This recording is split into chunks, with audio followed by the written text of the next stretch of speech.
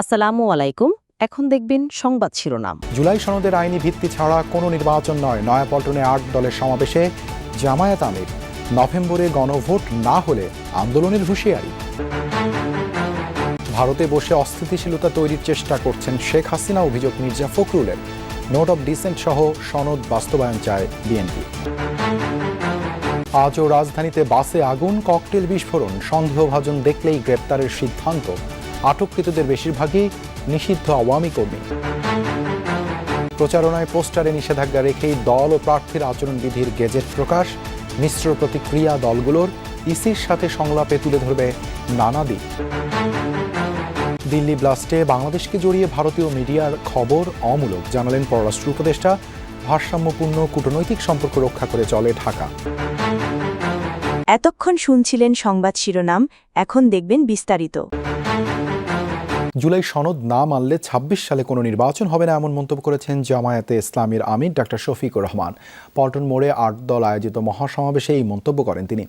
বলেন, জুলাই সনদের আইনি ভিত্তি ছাড়া দেশে কোনো নির্বাচন হবে না। সমাবেশে নভেম্বরেই গণভোটের দাবিতে কঠোর আন্দোলনের হুঁশিয়ারি দেন 8 দলের নেতারা। জামায়াতে ইসলামী সহ সমমনা 8 দলের মহাসমাবেশ। 5 দফা দাবিতে যুগপথ আন্দোলন করে আসছে দলগুলো। মঙ্গলবার দুপুরের আগেই পল্টনের সমাবেশে যোগ দিতে দলে দলে আসতে থাকেন নেতাকর্মীরা। হাতে ছিল নিজ নিজ দলের পতাকা আর মুখে ছিল স্লোগান। সমাবেশস্থল পল্টন বিজয়নগর হলেও মানুষের ব্যাপ্তি ছাড়িয়ে যায় কাকরাইল প্রেস ক্লাব ও বাইতুল মোকাররমের উত্তর গেট সহ চারপাশে। সমাবেশে বক্তব্য রাখেন ইসলামী আন্দোলন, খেলাপথে মজলিস, জাকপা, খেলাপথ আন্দোলন, বাংলাদেশ খেলাপথ মজলিস, নেজামে ইসলাম পার্টি ও বাংলাদেশ ডেভেলপমেন্ট পার্টির নেতারা। জুলাই বিপ্লবকে স্বীকৃতি দিতে হবে। যারা জুলাই বিপ্লব মানবেন না তাদের জন্য ২৬ সালে কোনো নির্বাচন নাই। ২৬ সাল নির্বাচন দেখতে হলে আগে জুলাই বিপ্লবের স্বীকৃতি লাগবে। আর জুলাই বিপ্লবের স্বীকৃতি দিতে হলে জুলাই সনদের আইনি ভিত্তি দিতেই হবে। এই আইনি ভিত্তি ছাড়া কোনো নির্বাচন অনুষ্ঠান হওয়ার কোনো সম্ভাবনা নেই। শেখ হাসিনা ভারতে বসে গাড়ি পোড়ানো ও লকডাউনের ডাক দিয়ে দেশে অস্থিতিশীলতা তৈরির ষড়যন্ত্র করছে। দেশবিরোধী চক্রান্তের অভিযোগে তাকে আর দেশে ফিরতে দেয়া হবে না বলে হুঁশিয়ারি দিয়েছেন বিএনপি মহাসচিব মির্জা ফখরুল ইসলাম আলমগীর।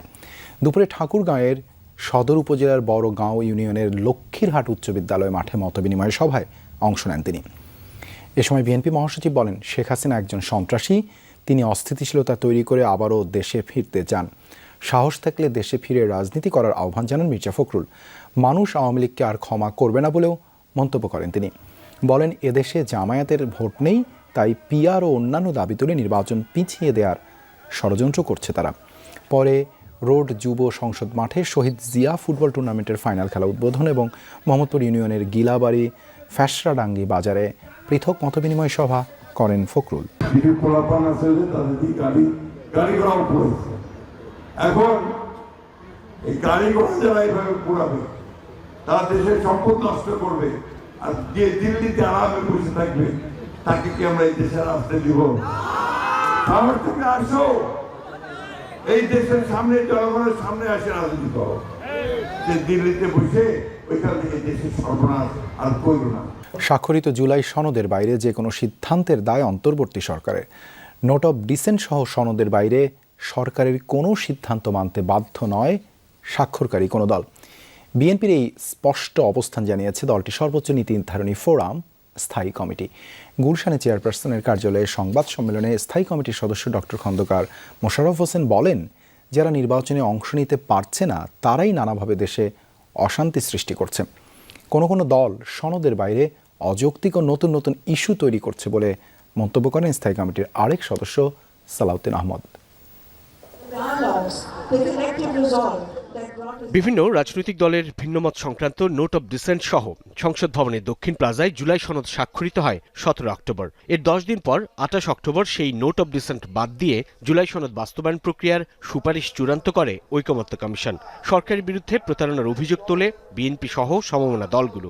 এসব নিয়ে রাজনৈতিক দলগুলোকে নিজেদের মধ্যে আলোচনা করতে সরকারের বেঁধে দেয়া 1 সপ্তাহের সময়ও শেষ। রাজধানীর পুরান ঢাকার সূত্রাপুরে মালঞ্চ পরিবহনের একটি যাত্রীবাহী বাসে আগুন দিয়েছে দুর্বৃত্তরা, তবে এই ঘটনায় কেউ হতাহত হয়নি। সন্ধ্যা 6টায় সূত্রাপুর ফায়ার সার্ভিসের গেটের সামনে বাসটিতে আগুন দেয়। ফায়ার সার্ভিসের সদস্যরা 10 মিনিটের মধ্যে আগুন নিভিয়ে ফেলে। এদিকে রাজধানীর ধানমন্ডির আন্তর্জাতিক অপরাধ ট্রাইব্যুনালের তদন্ত সংস্থার অফিসের সামনে ককটেল বিস্ফোরণ ঘটায় দুর্বৃত্তরা। এসব ঘটনায় কাউকে আটক করতে পারেনি পুলিশ।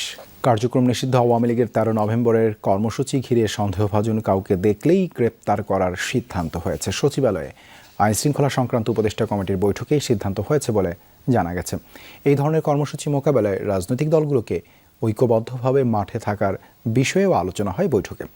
স্বরাষ্ট্র উপদেষ্টা জানিয়েছেন, আইনশৃঙ্খলা বাহিনী কঠোর অবস্থানে আছে, কোনো সন্ত্রাসীকে ছাড় দেয়া হবে না। এজন্য সন্ত্রাসীদের জামিন না দেওয়ার অনুরোধ করেছেন স্বরাষ্ট্র উপদেষ্টা। আন্তর্জাতিক অপরাধ ট্রাইব্যুনাল 13 নভেম্বর রায়ের দিন ধার্য করতে পারে ক্ষমতাচ্যুত সাবেক প্রধানমন্ত্রী শেখ হাসিনার জুলাই আগস্টের মানবতাবিরোধী অপরাধের। দিনটি ঘিরে কার্যক্রম নিষিদ্ধ আওয়ামী লীগ এরই মধ্যে লকডাউন কর্মসূচি ঘোষণা করেছে। ঝটিকা মিছিলের পাশাপাশি ঢাকা, ময়মনসিংহ সহ বিভিন্ন স্থানে নাশকতামূলক কর্মকাণ্ড হচ্ছে কদিন ধরে। বাসে দেয়া আগুনে ময়মনসিংহে প্রাণও গেছে এক পরিবহন শ্রমিকের।